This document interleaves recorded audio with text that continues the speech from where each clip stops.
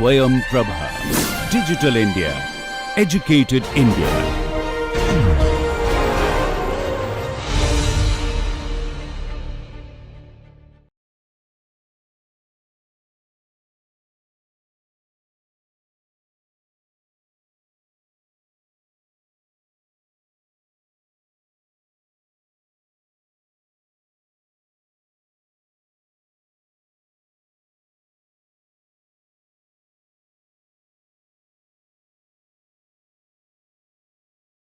Hello students, welcome to the second lecture of Introduction to Political Theory. We studied about political theory in the previous lecture. Today we are going to study about this concept called liberty. I'm sure you might have heard about this concept in many ways or at many places, and generally this concept of liberty is actually equated with something called freedom. Okay, if I talk about in Indian context, we also study this as a kind of Swaraj, which most of our, nationalist leaders talked about. Now, what is this Swaraj? What is this liberty? What is this freedom? Now, these are mainly, synonymous term used for each other. But today what we're going to study is about how this concept of liberty came into being. What is this theory of liberty? What meanings do it have? What meanings do we derive when we associate it with other concepts, for example, like rights, for example, like equality? What are the major connections with it? And in the end, you will be able to actually answer questions like, what is liberty? Why do we need it? What is the nature of it? And what relevance does it actually hold in the contemporary world? Now, these are the questions you will be able to answer by the end of this lecture. Mostly you get questions sometimes asked across various disciplines, like what is liberty, discuss its dimensions, how does it equate with equality, how does it equate with rights. Okay, so all these questions I'm hopefully seeing that you will be able to answer by the end of this lecture. I always try to tell you which book you can basically recommend in order to learn this concept. Now, the two books I generally prefer for particularly this concept of liberty is An Introduction to Political Theory by O.P. Gaba and Political Theory and Introduction by Rajiv Bhargav and Ashok Acharya. Now, these are the two main books which would actually answer most of these questions. So, beginning with what is liberty? Now, before I actually start on with the definitions of liberty, let's hear one story. Okay, so the story goes like this, that I want to learn how to drive a car. Okay. Now, for example, I say I want to learn how to drive a car. Now, anybody would say, okay, fine, go learn how to drive a car. But let's go back to 50, 60 years ago. If I would have said I want to learn to drive a car, probably my parents would have said that, no, you can't, you do not have a car, or nobody would let you, or the conditions are not such that you can drive a car. Now, all these questions have changed over the period of time. Now, in contemporary times, we would of course say that, yes, I want to, for example, pursue literature. Everybody would say, yes, you have the liberty to pursue literature. But for example, if I would say that, I would probably want to manipulate somebody into doing something for me, in that case, that creates a problem. Now, that is the problem when we talk about different meanings of liberty. There are certain kind of constraints which are put up. There are certain kinds of meaning which are given when we talk about liberty or the freedom I have. So going back by the first example, I want to learn how to drive a car. Now, in order for that to actually happen, there has to be three things which needs to be present. One is that I should have a car, okay, which basically means that existing conditions. I should have the roads where I could drive a car, okay. So, existing conditions is very much important. Second, nobody should be forcing me not to drive that car. So, which basically means any kind of physical exploitation should not be there for me to exercise my liberty to drive a car. And thirdly, I should have a choice. It should be my own choice whether I want to drive a car or not. Nobody should be there to force me to do that. Okay. So, when we talk about liberty, there has to be three things which has to be present essentially in order for me to exercise my freedom. One, freedom of choice. Two, absence of restraints. And three, existing conditions. Okay, once these three things are fulfilled, then we can say that in the initial phases we are able to exercise our liberty. Okay, but the problem with liberty is that it comes with certain kinds of constraints. Though I'm saying that there has to be absence of constraints, but that absence of constraints have to have a moral framework attached to it. When I say moral framework, let's go back to the last example I say, that what if I want to manipulate somebody in doing certain things for me? Now that is something which would require another person, and when I am manipulating that other person, the liberty of other person would also come into being. I can't just go and murder somebody if I want. We cannot do in this current society. So that is why liberty comes with certain kind of moral obligation, which basically means that my liberty would end where somebody else's liberty would start. So again, this whole concepts of meaning of liberty, how it eventually evolved over the period of time, is what we're going to study today. Let us see what is the definition and the meaning of liberty. So the first paragraph is, to begin with, it means that there are no hindrances to your decision. Now this is exactly what example I told you. For example, nobody physically stops you from learning how to drive a car. Secondly, the existing conditions for learning how to drive a car are available and accessible. That means you should have a car, you should have roads where you can drive. Third, and in a certain sense it precedes the first and the first two, you have a choice to learn how to drive a car. Now this conception of choice is very, very important. To the concept of liberty carries three connotations, as I told you. One, notion of choice, absence of constraints, and last is the existing conditions that enable you to actually achieve this choice. Okay, so the definitions given by Selly and GDH Cole. For Selly, liberty is opposite of over-government. Now, when we see this concept of liberty coming into being, we generally say that this came into being in order to avoid certain kind of authoritative nature of either individuals or state at large. Okay, because we have already come up to the establishment of state, we would say that liberty as a concept arose in order to prevent state from making us do certain things which we would not want to do. So that is why liberty is seen, or freedom is seen, as a kind of an instrument which we can use against the arbitrariness of the government. Second, liberty is the freedom of individuals to express without external hindrances and his personality. Now this is a positive connotation of liberty, which would basically mean that if I want to become something in my career, I have the liberty, I have the accessibility, and I have the existing conditions for me to actually exercise my liberty. Okay, liberties are derived from liber, which basically means free. Freedom in civil society means to enjoy rights and to act freely, but only in such a way and to that extent as does not endanger or injure the equal freedom and the rights of the fellow citizens. Now exactly what I said, my liberty ends where the liberty of other person starts. So basically means that I have a certain moral obligation, that which would mean that my liberty, or in order to exercise my liberty, I would have to also take into consideration the liberty which is given to others. Now in particularly Indian constitution, you definitely see the word liberty, because we had attained liberty in 1947 and we wanted each and every individual in our country to actually exercise this liberty, and that is why you would see that India was the only country that gave us right to vote, okay, after the age of 18. Particularly earlier it was 21, which was amended later on, but we see that India was only the country which gave everybody, irrespective of their caste, irrespective of their gender, irrespective of their race, the right to vote in India. And you would be very amused to know that if we see US, who claims itself the largest democracy in the world, did not give such rights to particularly African Americans staying in US, they got those rights after they had to fight with it.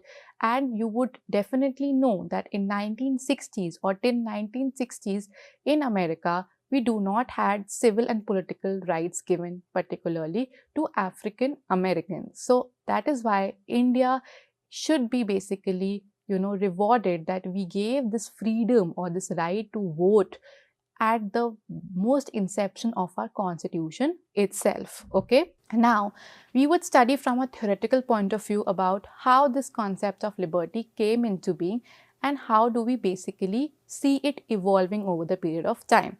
Now, evolution of this concept, how did this concept called liberty actually evolved through its three main connotations. Now, please note that these three main connotations should be in your mind when you are actually studying the evolution of this concept called liberty, because we are going to analyze three thinkers called Hobbes, Locke and Rousseau on these three connotations, which is your choice, absence of constraints and the existing conditions. Okay, now before I actually get down on understanding about the evolution, Hobbes, Locke and Rousseau are basically three thinkers. Now these three thinkers combined are called social contract theorists. Why do you think they are called social contract theorists? As the name suggests, contract and theory. Okay, now according to these three thinkers, what they did was they created a hypothetical situation where you had or individuals came together, formulated a certain thing called a contract, where they would give their freedom to a particular entity or a person in order for that person to protect them. Now, why did this happen? Because earlier what used to happen was there were wars going on. Any country would attack anybody. There was something called anarchism existing. If I have to say in the Indian context, you must have heard about this concept called Matsya Nyaya, where the larger fish eats the smaller fish. Okay, so when that is happening, in order to end that situation of anarchy, what these thinkers propounded was that there should be a contract. Now this contract would be between the people and particularly a person whom they are giving this power to rule them. Okay, so and please understand that this is only a theoretical or a hypothetical contract. There is nothing actually which happened, okay? But this is a kind of a hypothetical contract which these three thinkers made in order to ensure that the society could live peacefully, okay? Now, starting with your first thinker, which is Hobbes, okay? Now, what is when Hobbes was particularly writing, there was Napoleon War which was going on, and that war lasted for 30 years. So you can understand that when a war is lasting for 30 years, what devastation it could have done. Okay. Now, when we talk about Hobbes, he is trying to review this concept of freedom on the ground that freedom is basically based on two important things, which is fear and necessity, which basically means why do we need freedom? One, we need freedom sometimes because in order to overcome fear, okay, and secondly, it's a necessary condition. Now, Hobbes gives an example of particularly say that people tend to pay tax in order to avoid something called punishment, okay. So people act in a certain way in order to enjoy their liberty, but that liberty is based on a conception of fear, okay. Secondly, he says people basically do things or exercise their liberty for necessity, that it is a necessary situation, okay. Now, for Hobbes, liberty or freedom signifies absence of all impediments to action, which basically means that whatever I want to do, it should not be forced upon me, okay, to action that are not contained in the nature.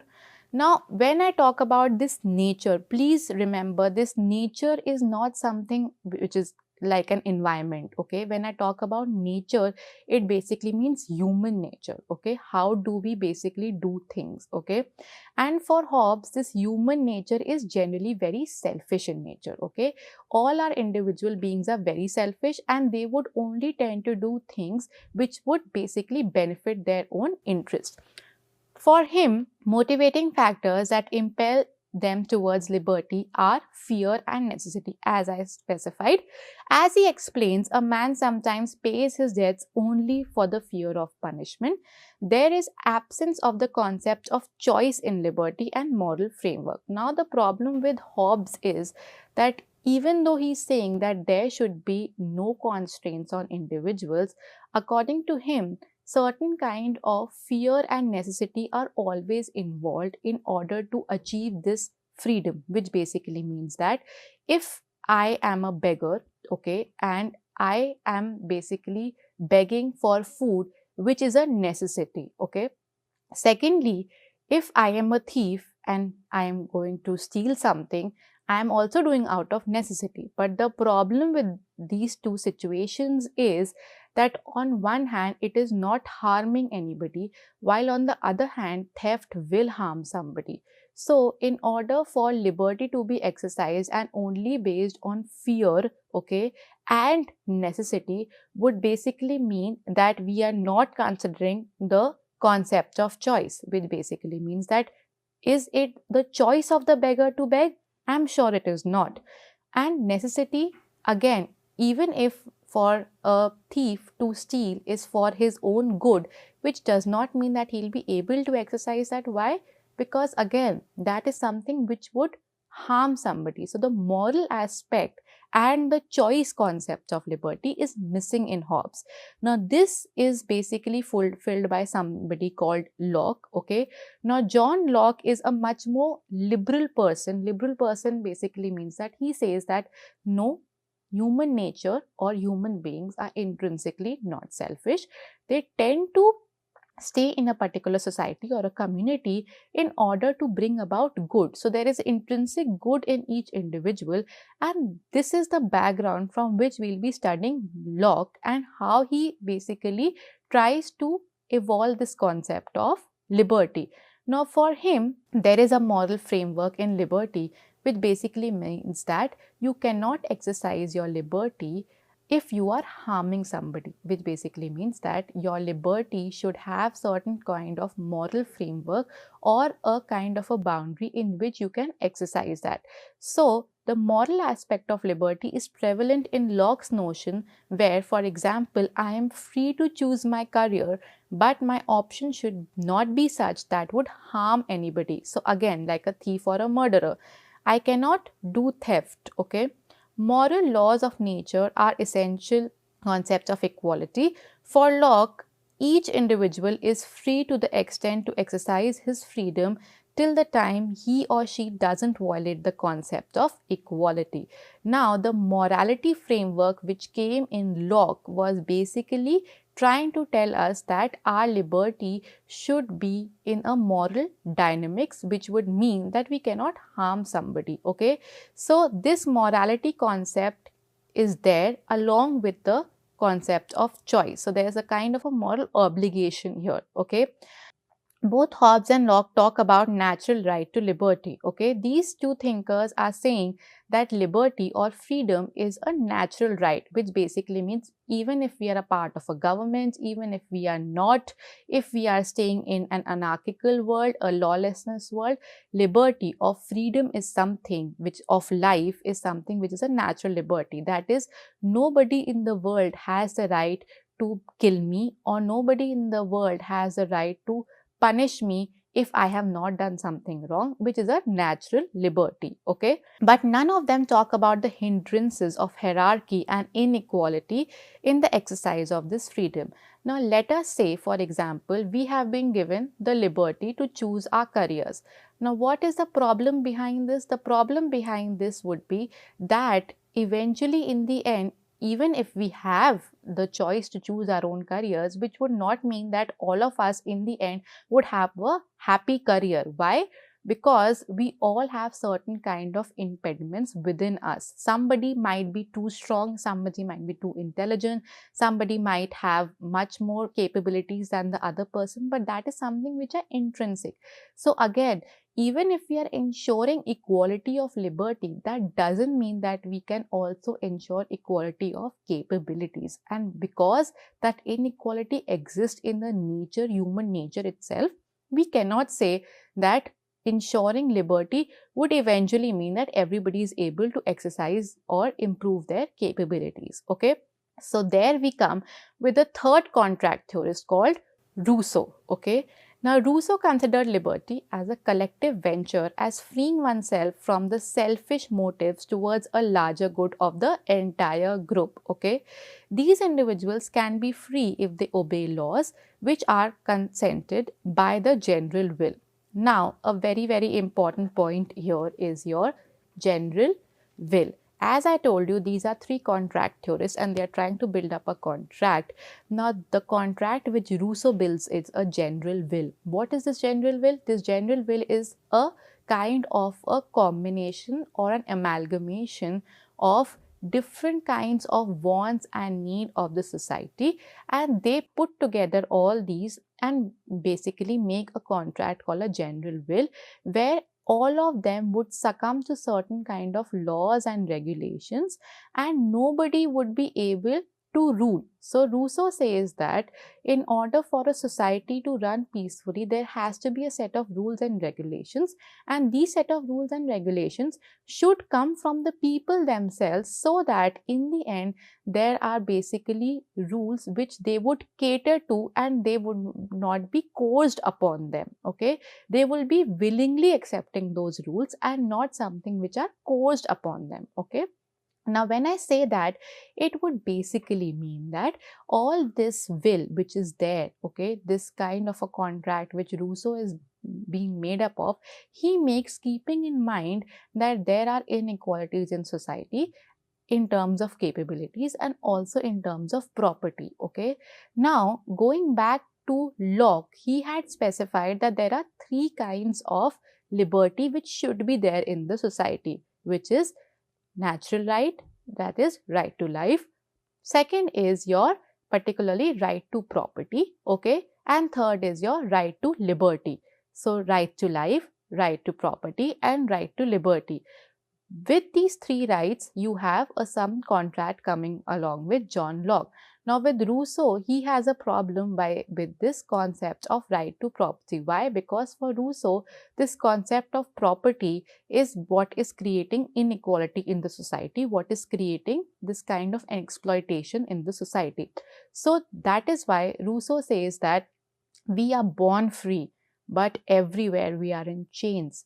Now these chains, what are these chains? These chains are basically a kind of impediments to our own capabilities, which would mean somebody might have a lot of property and would be able to enhance their capabilities much more than the others itself who does not have it. Okay, so that is why Rousseau says that there are certain kind of rules and regulations which needs to come up in order to actually establish kind of an equality in the society, so that everybody could basically cater to or have this freedom which is in true sense being free. Okay, so Rousseau considered liberty as a collective venture, as freeing oneself from the selfish motives towards a larger good of the entire group.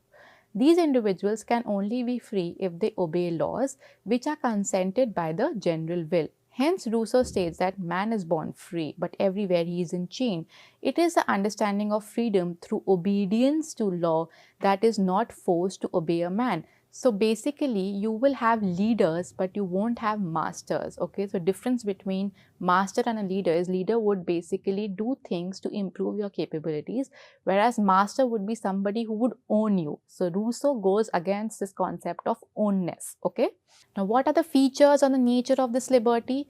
Now, the features and nature of this liberty are: liberty does not mean the absence of all restraints. Okay, again coming to a concept that my liberty ends where the liberty of other person starts.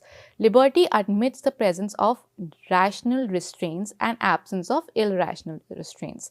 Liberty is only possible in a civil society. Now this is very important. What do we mean by this civil society? Now, coming to this civil society would eventually mean that we are coming in with what Rousseau was saying. Civil society would mean that we are basically ruled by certain rules and regulations. There is a kind of a system. Okay, if there is anarchy, that means lawlessness, then there won't be a liberty, because your rights, your liberty, your freedom to live won't be protected. Why? Because there is lawlessness. So laws are very important, okay?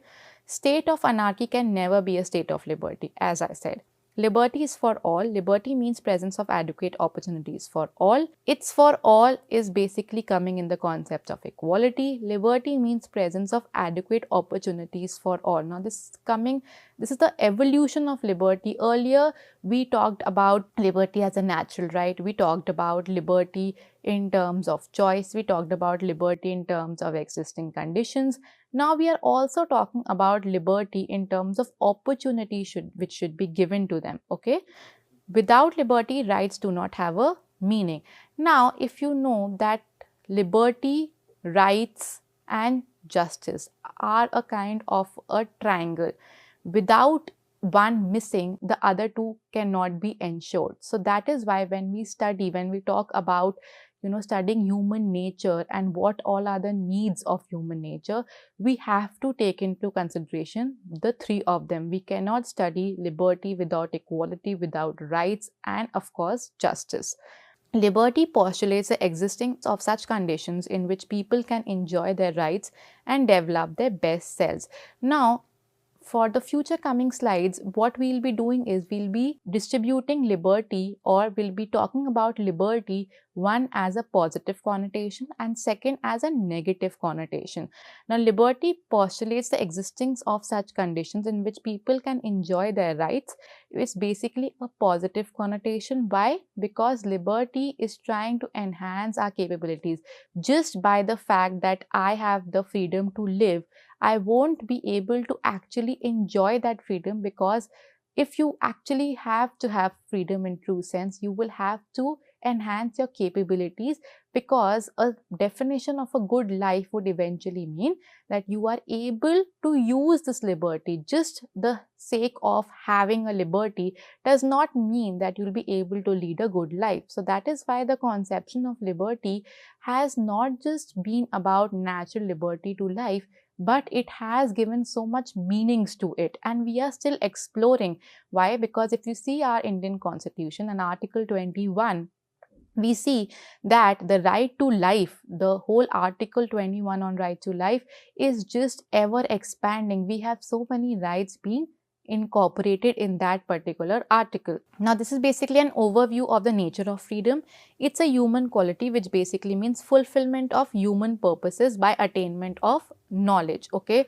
Now, this as a human quality, we can say is a positive connotation of freedom, whereas as a human condition is a negative. Now, when we say positive and negative, what do we mean by that? We basically mean that when as a human quality, a particular point of freedom where we say that we are able to build upon our capabilities is something that yes, we have freedom and we are basically trying to achieve that, okay? The second is as a human condition, ability to fulfill one's self-appointed goals, okay? Development of a civilization and culture, state should not intervene in this matter. Now, as I told you, as human condition, the nature of freedom is negative, which would basically mean that there is a certain boundary where state cannot intervene. So that is why it is negative in nature. Nobody can stop me from doing certain things.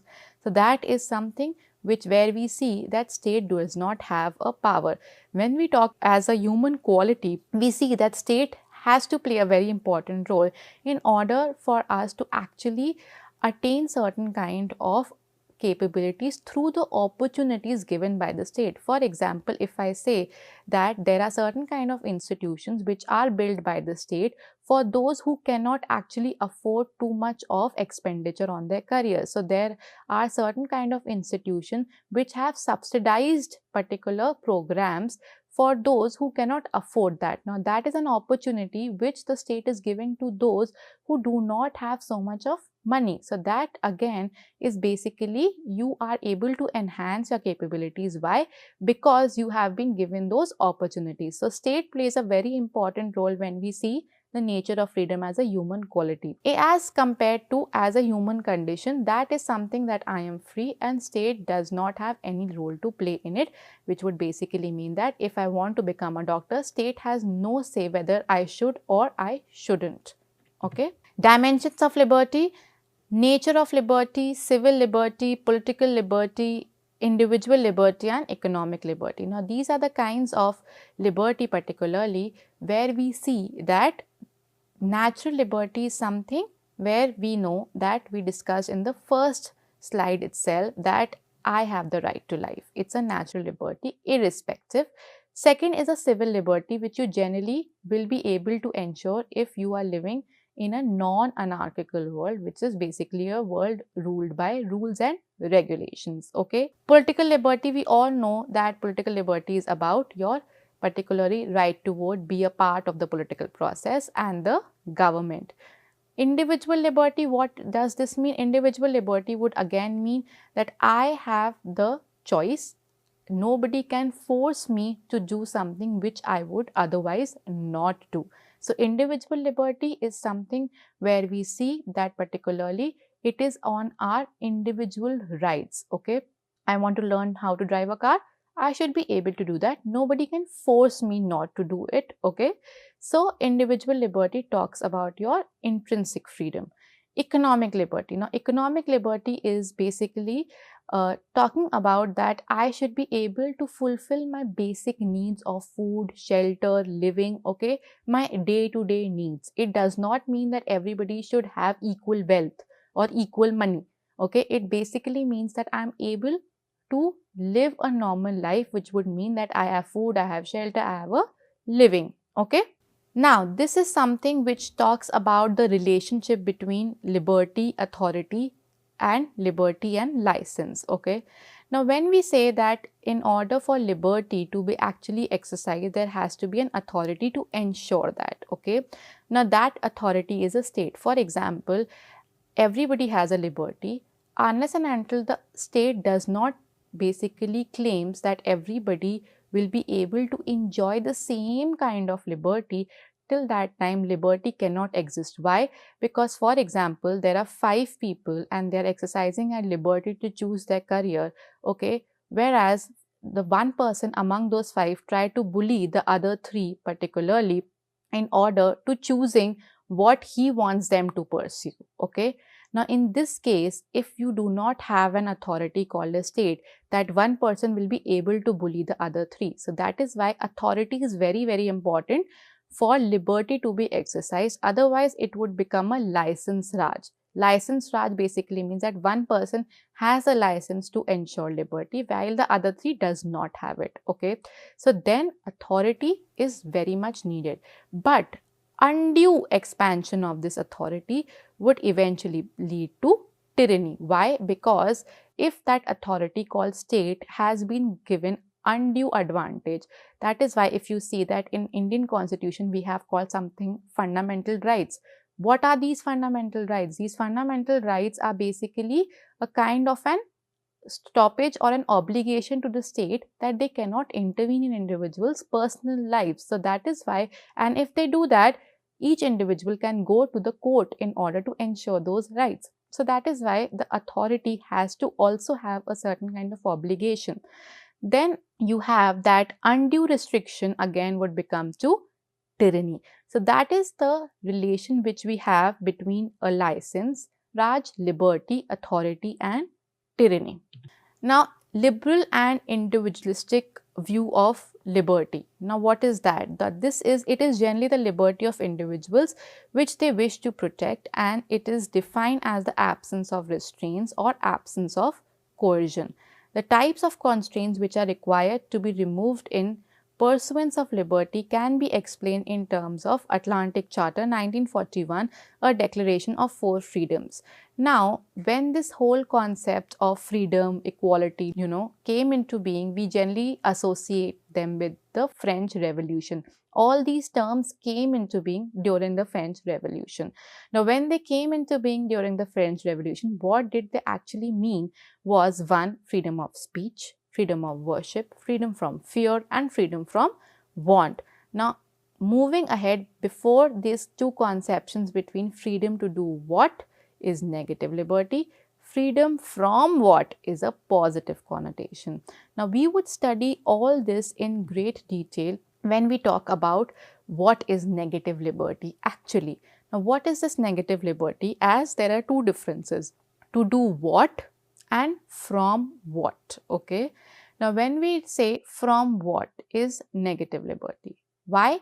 From what would basically mean that nobody can force me, okay. So, I have the liberty from anybody to particularly coerce me or force me to do something, okay. Second is a positive connotation of liberty, which is to do what? I am free to pursue my career. I am free to learn how to drive a car. I am free to choose whatever I want, okay, till the time I am not harming the other person, okay. So, again, positive liberty take into consideration that to do what is something which has a moral obligation, and from what is a negative connotation. Why? Because that involves something called physical force or a coercion, and nobody has that right in that personal dimension of my life, okay. Now, what is this debate we are going to basically study from negative and positive liberty? The struggle of liberty started in 17th century Europe with the rise of new merchant industrialist class, which raised the demand of negative liberty, particularly in economic sphere. It was intended to pave way for capitalism against the prevailing forces of feudalism. As I told you that even Karl Marx, when he was talking about the kind of production system and the exploitation which was happening. Now, there is another kind of exploitation which was happening, was that in Europe particularly, when we talk about this new merchant industrialist class, we all know that industrialization came in Europe for the first time. And what used to happen is that the government there or the monarchy there used to control this. Now, these industries had a problem. Why? Because there was a certain kind of control over power which was used on them. So, that is why they demanded for something called capitalism. Why? Because when we talk about capitalism, we basically mean that free market. Nobody can basically force any industrialist or any person who's ruling the market according to their own needs and supply, okay. Now, we all know that the contemporary market is ruled by demands and supply. Now, what are these demands and supply? These are basically the basic characteristics of how an economic market would run. Once the demands increases, your supply also increases. Demands goes down, supply also goes down, and sometimes it's vice versa also. But in major picture during the 17th century, this particular control of what has to be produced was done by the state. Now, this had to stop. So, that is why you have this negative connotation of liberty coming in, that state should not have any power over particularly these capitalists in order to tell them what to produce, okay. The early liberals like Henry Sidgwick, Adam Smith, Herbert Spencer favor the idea of negative liberty that led to the doctrine of laissez-faire, that is freedom from government interface in economic spheres. Now, again, when we talk about something called merchant industrialist, when we talk about something called laissez-faire. Now, laissez-faire is a form of an economic system, again very much catering to the capitalism as it exists today, that the market is left free. There is no control or external control of the market by the state, okay, which is basically what is happening right now. All those companies which are there, whether it is McDonald's, whether it's Domino's, whether it's Pizza Hut, they can very much establish their ventures and exercise the way they want, irrespective of any kind of control by the state, okay. This liberal individualistic view of liberty was originally put forward by the spokesman of the new middle class, the merchant industrialist class, which sought to establish a free market society against the mercantile policies of the state, okay. Now, Marxists and the positive liberals like John Mill introduced the conception of positive liberty and consequent the transition from negative liberalism to a positive liberalism. Mill stated a defense of laissez-faire individualism, but realizing its weaknesses in the light of new social economic realities, he proceeded to modify it. Okay, now before I go on into understanding that what is this positive connotation of liberty, let us see what John Mill is talking about. Now John Stuart Mill, or J.S. Mill we basically call him as, is basically a proponent of positive liberty. And now he starts his whole argument off by an example called the bridge example. Now what is this bridge example? Now he says that, for example, there are two people standing on one side of the bridge, okay, and one person has to cross that bridge to go on the other side. Now the other person, say B person, knows that the bridge is broken. Now isn't it the duty of the B person to inform the A that you should not cross the bridge because that bridge is broken? Okay. Whereas on one hand, the negative liberals would say that there is no need to basically inform the other person because he is a rational person, he has his senses, he can see, and he would not cross that bridge. But from a positive angle, J.S. Mill says it is the duty of that person B to inform A, because you never know whether that A person have actually noticed it. Okay, so then you have J.S. Mill talking about this connotation of harm principle coming in, where he says that, it is a duty of the person to inform the other person if there is an harm involved. Now we all know that if A does not notices that and crosses the bridge, probably he would fall. Okay, so there's a harm principle or harm being caused. Okay, now coming back to where Mill is now, Mill has given this kind of a storyline, and thereby he propounds the positive connotation of liberty, that any liberty, in order to be accepted and fully accepted, has to involve this harm principle, which would basically mean that my act should not or would not harm anybody. Mill stated a defense of laissez-faire individualism, but realizing its weaknesses in the light of new social economic realities, he proceeded to modify it, looking at the working class who has deprived their share in the capitalist economy. He sought to discover an area where state intervention could be justified. Now, Mill says that yes, there should be free market, yes, there should be laissez-faire, but what would happen to those who would not benefit from this? For example, when India got independent, we thought of adopting capitalism, of course, because we were very much influenced by the Britishers and we were very much influenced by the West in general. So we thought we would adopt capitalism, but the problem in our economy was that our economy was basically at zero GDP and we needed to grow, and all these particular industrialists or these farmers required something called an invisible hand in order to basically uplift them from the poverty they were actually living at that time.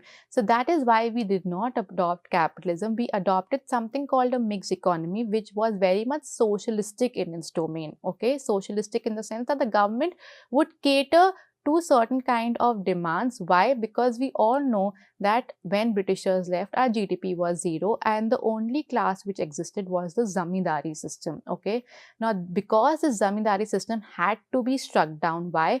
Because mass of the population was under the below poverty line, and in order to uplift them, there were some land reforms which came into India during your 1950s. Okay, so that is what J.S. Mill says, that you can get capitalism, but what would happen to those who are basically not benefiting from them? So there has to be a state intervention which is required. Hence, he drew a distinction between two types of action: self-regarding actions and other regarding actions. Self-regarding actions, which are basically individualistic in nature, and other regarding actions which basically affect others. Okay, the real significance of making such a distinction lay in Mill's effort to define a sphere where an individual's behavior could be regulated in the interest of the community. After J.S. Mill, you have T.H. Green, L.T. Hobhouse, Lasky further developed this positive connotation of liberty. Okay, now what is particularly this contemporary debate between the negative liberty and positive liberty? Now we have both defined that negative liberty is liberty from basically nobody can force me to do something, Particularly positive connotation is liberty is enhancing my capabilities, which is liberty to do what? Okay. Now, since we have basically differentiated between these two, what has the problem arise over the period of time is what we are going to talk about. Now, there are basically authors. One of them is Isaiah Berlin, who talks about two concepts of liberty, and his book is also known as Two Conceptions of Liberty. It is significant that political thought of early exponents of positive liberty is associated with the theory of welfare state, which flourished in England. Positive liberty is now regarded as an essential complement of the negative liberty in modern states. However, there is renewed emphasis on negative liberty by Isaiah Berlin, Friedrich Hayek, Milton Friedman, and Robert Nozick. Okay. Now, you have to understand that initially we had something called negative liberty coming in, but then it was realized that because state intervention is required for those who would not be able to be affected by this particular